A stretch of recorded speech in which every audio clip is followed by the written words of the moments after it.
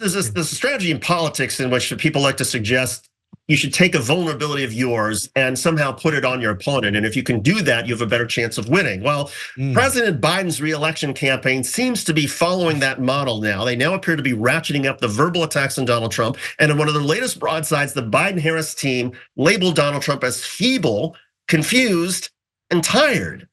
This came on Monday. An appeals court reduced Donald Trump's bond in the civil fraud trial to $175 million. The original fine of $450 million still stands, at least for now, but they reduced the amount in order for Trump to file his appeal with the bond money to 175. And in addition to what's going on in the New York civil fraud trial, there's the criminal trial with Stormy Daniels and the hush money case and the 34 felony counts against Trump for that. Well, Donald Trump is blaming all of this on Joe Biden. This is all about election interference. This is all Biden-run things, meaning Biden and his thugs, because I don't know if he knows he's alive. And it's a shame. It's a shame what's happening to our country. This is election interference.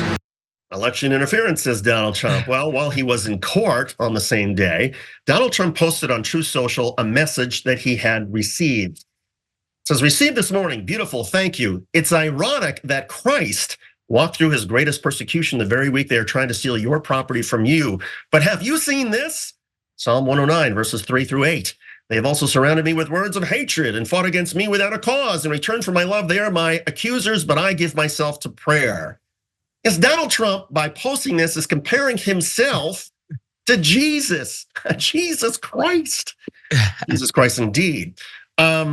The Biden campaign, amidst all of this, Donald Trump, and by the way, at the news conference that Donald Trump had, he also seemed to lose his mind a couple of times. He said something like, well, we can't have an election in the middle of the campaign season. He got confused. He made a couple of verbal stumbles. The Biden campaign then issued this public statement. Donald Trump is weak and desperate, both as a man and as a candidate for president. He spent the weekend golfing, this morning comparing himself to Jesus, in the afternoon lying about having money he definitely doesn't have. His campaign can't raise money. He is uninterested in campaigning outside his country club. And every time he opens his mouth, he pushes moderate and suburban voters away from his dangerous agenda. America deserves better than a feeble, confused, and tired Donald Trump. Feeble, confused, tired. And by the way, during that news conference, Donald Trump at one point seemed to confuse the upcoming hush money trial of Stormy Daniels with the fraud judgment that he's already been hit with in the civil case. So he's just having difficulty keeping it all straight. Waz, is it too much from Democrats too soon? A lot of mainstream media don't give you honest news. We do. You know why? Because of you.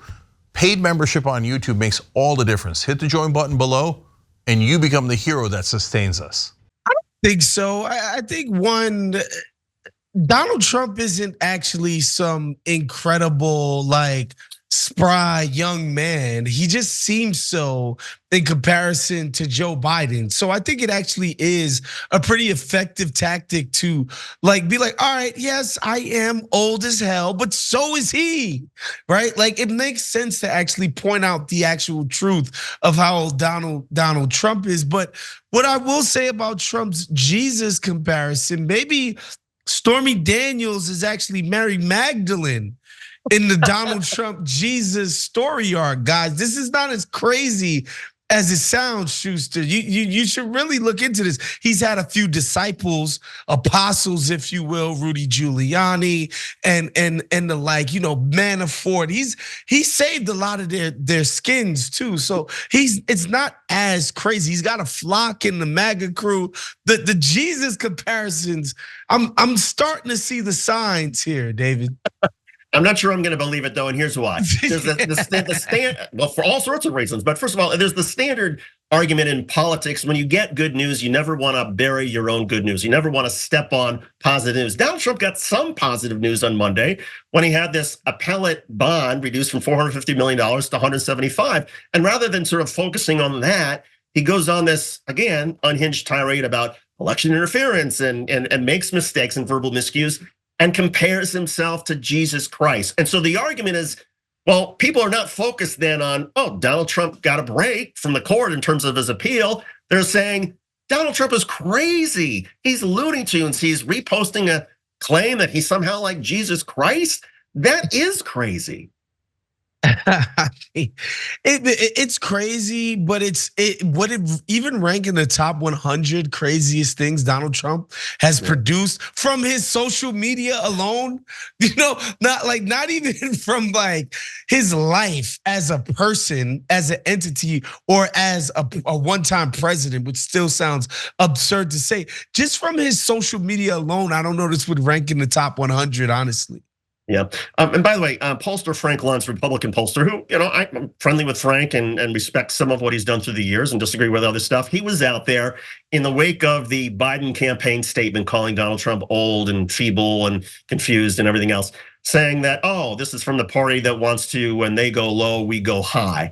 And yes, there was a time in a different Republican administration, a different Republican presidential candidate, when maybe it wasn't necessary to sort of get in the gutter, but it just seems to me like Donald Trump is so far beyond the norm that you can't fight something like Donald Trump with the ordinary integrity that you might expect. That you have to throw back at Donald Trump the kind of nonsense, the kind of language that he is sort of throwing at you. And so in my view, I think it's wise for the Biden campaign, as much as they may put off some people who find it a little bit unseemly for Joe Biden to get engaged in calling Donald Trump nicknames or making fun of Donald Trump being feeble. To me, that's what it takes. And that kind of effort has to be done every day to make sure Donald Trump does not win. Yeah, I reject the idea that this is them going low, especially in comparison to Donald Trump. That's absurd. If they wanted to go low, there's a variety of things. Say he has a small pecker, call him a fat boy, terrible spray on tan. I mean, like they could go low if they really wanted to. They haven't even done that. They're just pointing out an obvious truth about the guy. So I reject Luntz's even characterization of this is the Biden campaign somehow getting in the mud and going low with Trump. This is standard stuff that they're doing. They need to get lower, actually. Yeah, I agree. And one of the groups that's helping them get lower, and I think is doing an effective job, is the Lincoln Project. They just put up an ad in which the entire theme of their ad was, you really want this man, Donald Trump's face, his voice, his drama on your screens all the time for the next 4 years. And they ran, super clip of some of the crazy things Trump said, and Trump sweating and looking terrible and looking, with his crazy smirk.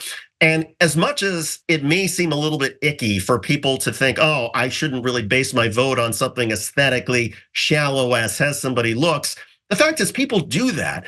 And if that's something that will help Democrats by reminding voters, you elect this guy, and this circus does not end, and this is in your face all the time for 4 years. If that's what causes people to say, okay, heart palpitations, panic attack, I don't want that. I can stomach Joe Biden. I may not like him, but I don't want the chaos and the freakishness of Donald Trump for 4 years. So because of that, okay, I'm gonna pull the lever for Joe Biden.